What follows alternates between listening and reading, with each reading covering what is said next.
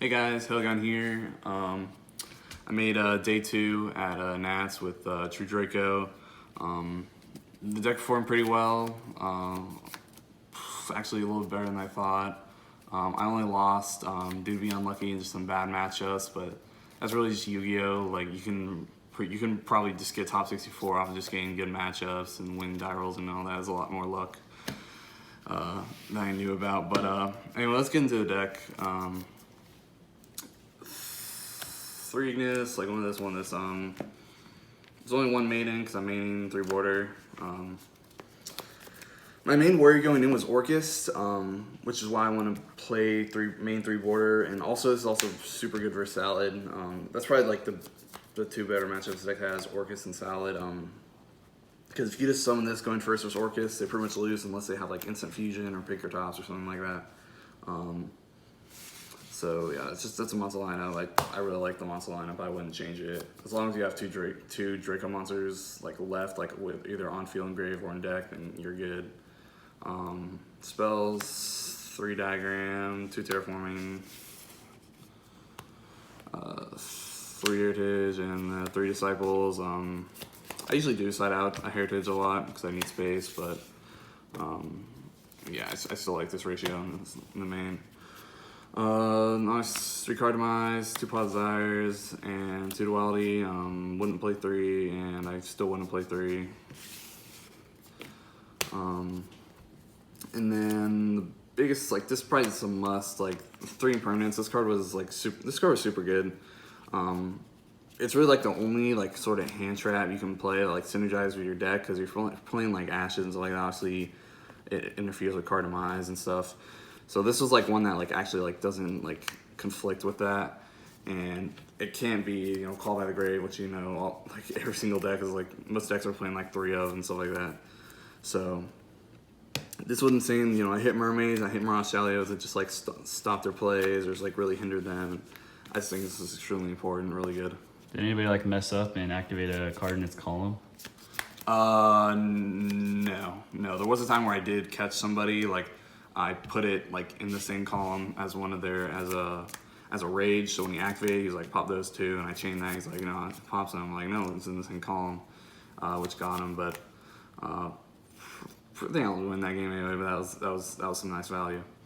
Rest of the traps: 3 apocalypse, 1 returns, standard apocalypse, probably the best trap in the deck still. 3 erupts. This card's still amazing. You win a ton of games off of just sitting, like just flipping this up, and they don't have an out to it. Like if you activate this for Thunder Dragon, all they have is beaters. So as long as you have like diagram up, you'll just win off that because you can just pop their beaters and have your diagram protect your guy from battle. So Better than Super Poly? better than Super Poly, yeah, I definitely say so. Just because like Super Poly is definitely a very good going second card, but there's plenty of other going second cards you can play and still play Erupt. So. And 3 there can be only 1. Like obviously this card's great versus Salad. It's also pretty good versus Orcus. Obviously, a lot of situations, I'd like a rivalry or stuff like that. But I just don't think there's room for that with like how that like barely hinders a lot of the popular decks. But yeah, 3 there can be only 1. It's still great. No 1 Soul Drain. This card's still busted. Win some games off this. That's it for the main. For the side, still Street Tier mode. Did you ever draw it? Nope. I only played versus. Since I played it versus a lot of Orcus and Salad, I only sided this in like twice, and I just didn't draw it sadly. So 12 rounds. Yep. Then 2 Mystic Mine. This was really good. My main worry was like Orcus really, so I really wanted this for that. It's also pretty good versus Thunder Dragon. And a lot of other decks, like this card's just great because you can search it out with terraforming, baits out like negates and stuff like that. Like you can bait out their crescendo. Did anybody activate it versus you? Yeah, I actually did get it activated me on a few times, but I just popped it next turn. Draco spells, yeah. Like, actually, I think it was like round 1. Somebody activated it, like an Orcus activated me on game 1. So I just waited until I draw into a monster, tribute a spell, and I popped it and attacked the game. That's free. Yeah. I don't know. Some Orcus were activating it against me, and it didn't do anything. Because like what I'm gonna draw into is like way more useful than what they were gonna draw into. Then 2 Striking Monarchs. This card's alright. I mean, I used to like really like this card. I still think it's pretty good. Just a lot of times distributing that big dude that's like really important. So I still like it. I'll still play it. It's not. I'm a bit more toned down on it. How many times did you get red rebooted this weekend? I didn't get red rebooted once. Like people seem to like usually like Strike of the Monarchs is usually for like the evenlies and stuff, but a lot of people aren't playing evenlies. A lot of people aren't feeling that, and a lot of people aren't feeling red reboots as well. So you get Cosmic Cyclone a lot more. I got Cosmic Cyclone probably like 5 times, or at least just like pops Cosmic Cyclones and really stuff like that. Like I don't know, a lot of people were playing that. They weren't playing the cards I was like prepared for, but I could deal with Cosmic Cyclones way better than evenlies and that. Then I'm playing 3 evenlies. How many times did you resolve it? I resolved it like 4 times around that. You won those games? Maybe more. I think it was only 1 game where evenly and I didn't win. That's because he was playing with Salad and he didn't really commit to the board, sadly.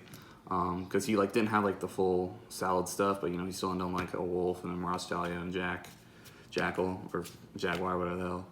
But no, this is like really good with Orcus. I was playing like Lancey at first, but they can call by the grave that. But this is just great because you can just like bait out the crescendo, or they just don't go for crescendo, or you're playing for Salad and they don't go for roar because they know they're playing your True Draco now, or they do go for roar and you just bait out. Like it's insanely easy to bait that stuff out, and then just evenly them.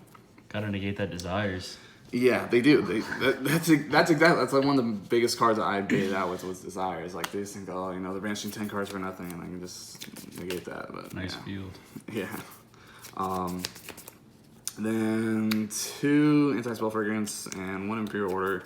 Only played versus 1 Pendulum and 1 Sky Striker, and also roll versus both. No, I won the roll versus Pendulum, but I ended up losing that game because I bricked so hard game 3. I drew like 2 of this, a Strike of the Monarchs, and like 2 other irrelevant traps that weren't going to do anything.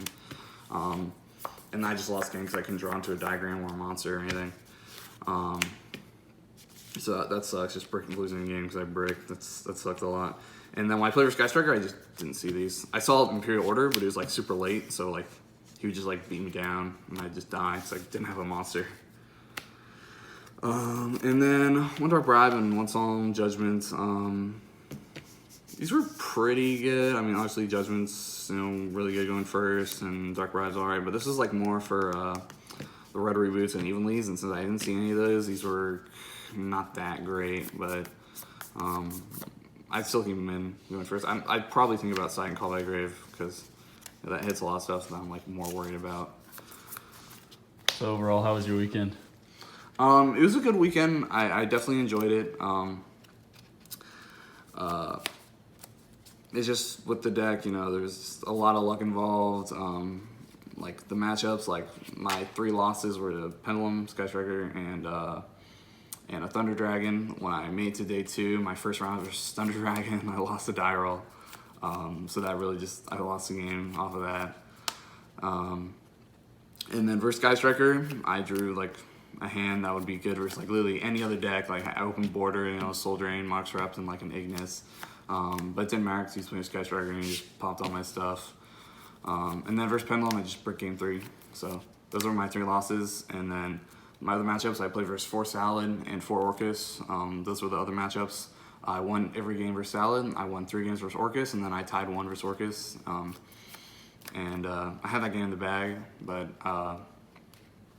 he just had Fog Blade to just hinder my guys, so I couldn't attack for game in time. Like I needed another turn, but there just wasn't time because he was playing kind of slow, but not like super slow, or you'd call it slow playing on him. But yeah, that's the deck. I probably won't be doing another profile on this deck, just because I want to switch it up. But I'm still pretty proud of how well this deck did. Like if you're having a problem with Orcus or what's it called, Orcus or Salad, this is definitely a deck for you. But the Striker and Thunder Dragon matchups are like probably the worst. Like Sky Striker can just play around you super hard. Like if they just open like some Engage and multi-roll, just like some basic Sky Striker cards, and they'll just win flat out off those. And then Thunder Dragons, classless. sucks. So, but yeah, that's the deck. Hope you guys enjoyed. Nats, I had a blast at Nats. So yeah, that's it. Thanks for watching.